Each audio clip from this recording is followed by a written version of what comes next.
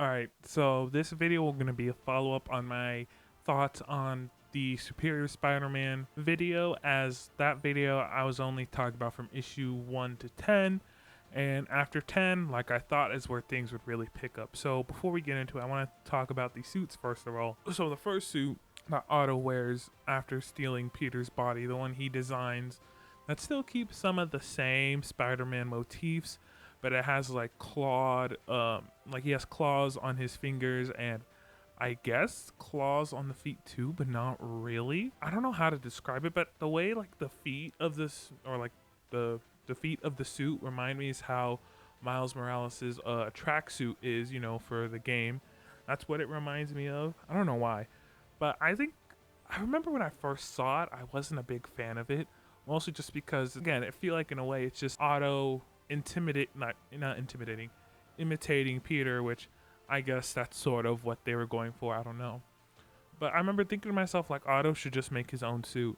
He wants to be different from Peter and be superior in his words, so why not just make a whole new suit? But after rereading, or in my case, reading the whole issue 1 through 32, the suit started to grow on me more, and I kind of hate that it left after issue 13, I believe. Yeah, it was after the whole thing with Alistair Smythe happened. And then we got the Superior Spider Man suit, we all know, the red and black, which I still love that suit, but now I kind of wish that we got more representation for that suit in like games and all that.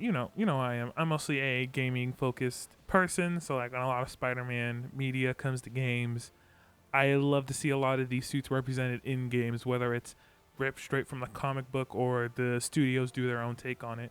So hopefully, maybe in the third Spider-Man game, we get to see the I want to say the classic Superior Spider-Man suit. I don't know if I want to say that, because I think that would be the red and black one. I guess it would be called the classic Superior Spider-Man. So, but the original Superior Spider-Man suit that was made, I'm starting to like that suit a lot more. So the next part we're gonna be talking about technically we talk about issue 11, 12, and 13, where the whole thing was Spider Island 2. So Spider Island 2, basically what that is during issues 11, 12, and 13, Spider-Man is requested to, I don't believe it's the raft exactly. It may have been, I don't remember. He's requested to the raft per the mayor, J. Jonah Jameson, because Jameson is a fan of Spider-Man and the way he is doing things. Well, maybe not a fan, but he likes the fact that Spider-Man is actually putting these criminals away and essentially being more brutal. He likes the way Otto does things more than Peter does, even if he doesn't know the difference between the two. He asks Peter there, as his wife died by the hands of Alistair Smythe, so he asks Spider-Man, if something happens and he gets out, I want you to kill him. And Otto was like, okay, I'll do it. And so once Smythe is killed, which by the way, he tried pulling in Otto Octavius and Swip. Okay, this is not a comic book. He tried swapping minds with Otto into Spider-Man's body, which you see at the end, I believe towards the end of issue 13, you see there's like some metal plate on like in the back of Otto's mask to block the transfer from happening, so Smythe ends up dying. So at him, this being my first introduction to Alistair Smythe, I really don't care about him, honestly. The only time I've had an experience with him, it wasn't even the exact comic book version, it was the Alistair Smythe from the original Amazing Spider-Man tie-in games, and that Alistair Smythe was like, he was supposed to be a villain and unlikable, so I didn't care about him anyway. And so we find out towards the end of issue 13 that Otto recorded their whole conversation, and he's going to blackmail Jameson, basically saying, oh, if you go out to the press with saying, oh, I killed Smythe, or anything that you would try to use against Spider-Man to tarnish his name, I'll release this footage. And Jameson's like, okay, well, what do you want me to do? And Otto being like, okay, well, I want a Spider Island 2, basically his own home base, and he has his whole army. I don't remember if they had a name. God, it's been so long since it was like a couple days since I've read it, and I had a whole convention this weekend, so I don't really remember everything that much.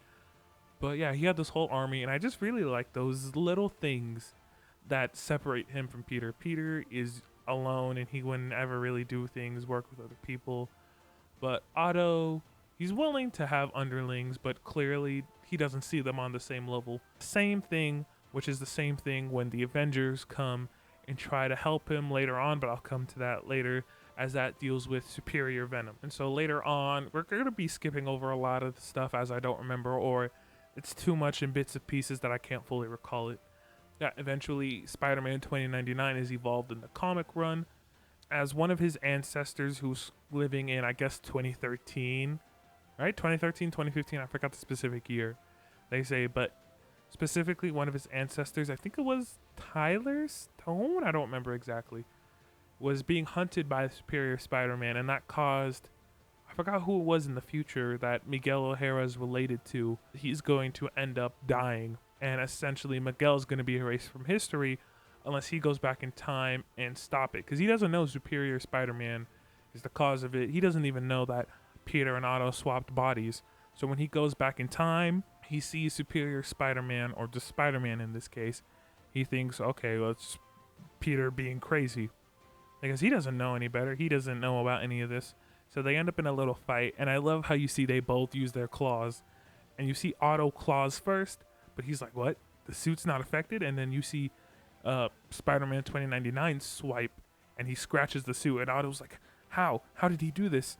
And just, again, the little things, the fact that sure, Otto may be in Peter's body, but he still has his own little, like, I don't want to say ticks is the right thing, but his own little, there's still a clear distinction between him and Peter. And then eventually they run off, and they go back to, I think it was Horizon Labs. Yeah, it was Horizon. And that's where the whole thing started, because that's how Spider-Man 2099 got back to the past, was a experiment in time travel at Horizon, where Superior Spider-Man and Spider-Man 2099, well, they didn't have to work together, but Superior Spider-Man had to stop the machine, as Peter Parker, specifically Peter in his body, came up with the equation, and Otto, thinking he knows it, but he doesn't, as Otto thinks he knows the equation, but when he's going back through Peter's memories, because he erased a lot of Peter's memories back in issue 10 once they finished their fight inside the Mindscape.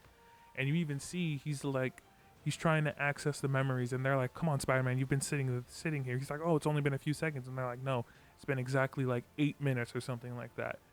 And so he goes in, and I think he puts in the equation, and he says he thinks it's basically not complete vibranium. And you see he gets blasted forward into the future, and that kind of sets up his whole role in the very first Spider-Verse crossover comic. And then you see towards the end of the issue, he's back, and you see him say, oh, I swear this will be not the last you see of Dr. Ock. And then he doesn't remember, because they wiped his memories of the events after the whole Spider-Verse event. And so now the next thing I was excited for in this comic run was Superior Venom, and I was just disappointed. I wish it could have gone on longer, but at the rate, I think it was already like issue 23, 24 when the Superior Venom thing started, so they were kind of like reaching their end, so I don't think it could have lasted as long as I would have liked it to. But the fact we got to see how Otto thought he could control the symbiote, but he really couldn't. For me, it was typical Otto, thinking he's better, but he's not, in some ways, that no matter what, that he will never be better than Peter in certain things. And this goes back to the whole Otto pushing away people and the Avengers, because the Avengers notice that Spider-Man's acting funny, and they are the way that Otto finds out that Peter is still within his mind, as back during issue number 9, I believe, is when they do a brain scan, and they're all like, oh, okay, nothing seems to be wrong. But Otto points out when he leaves that if Iron Man or Giant Man was there, they would have noticed that something was wrong with his brain scans, but since they conveniently weren't there, only Otto could see it, and he got away scot-free. So, but when he takes the Venom symbiote from Flash Thompson, who at this time was Agent Venom, who had, I believe at this point, Flash had injections in his body that helped him control the symbiote, and Otto, thinking through sheer force with his mind, that his superior mind in this case, that he could control the symbiote, which he couldn't. And eventually it gets to the point where I believe Otto is fighting some criminals on the street, and he begins not begins to lose control, I would say, but and the Avengers come in to help because they see how much damage Spider-Man with the symbiote is doing, and eventually they manage to get it off Superior Spider-Man onto Flash Thompson. And Otto thinks, of course, oh, he's pushing back the symbiote by himself, because at first he thinks he's not strong enough, but he feels it leaving. But little does he know, it's Peter who is still in his mind. He still exists, as Otto didn't erase all of his memories. As I said before, he kept some of the more recent memories that Peter had, such as like things involving well, not recent, but more towards the beginning of Spider-Man's existence, like the death of Gwen Stacy, a bunch of other things, the death of Uncle Ben. So technically Peter did still exist in his mind, but he didn't remember everything. He was kind of just like, who am I outside of these like few moments? Like he knew he was Spider-Man, but he didn't have all his memories.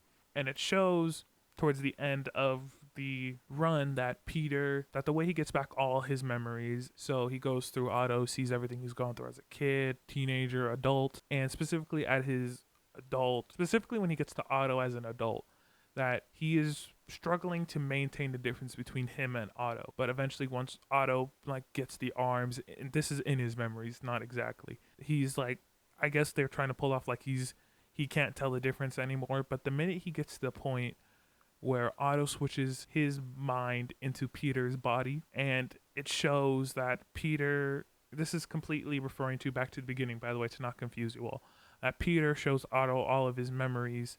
That's what allows the Peter in the current time to regain all of his memories and fully remember everything. And all of this talk goes into towards the end where it's the rise of the Goblin Nation, as I believe it's during issue 12. I think it's issue 12 or 13, somewhere right around there, is where we see the return of Norman Osborn, aka the Green Goblin, and he's bringing about this thing called, I don't know if it's specifically called the Goblin Nation, but that's what the comic called it toward the end of the Superior Spider-Man run, so I just called it the Goblin Nation, where basically the reason the Spider-Bots don't detect him whenever he's going around doing things is that anyone who wears a goblin mask, the Spider-Bots won't pick them up. So he's able to do essentially whatever he wants, and Spider-Man or Otto is none the wiser. And there was also this weird thing towards the end where once Peter gets his body back, I'll go on about how that happens in my final point of this video. You see that, not Otto, what was I gonna say, Otto? Norman changed his face, which for me, that's just, I don't know, really weird. I think it was something like he was technically like the head of Alchemax wearing that face. So he was able to get a lot of like, I guess, funding. I would have to go back and reread it. But basically to have more resources to his advantage, but he was still Norman Osborn. As Peter confirmed that even a DNA test, even with Norman's changed face, would still pull him up as Norman Osborn. And now the final thing I want to talk about, the return of Peter Parker and the part of the comic that just gave me goosebumps. So the whole thing with the Goblin Nation's going on, Otto's wondering how all this happened.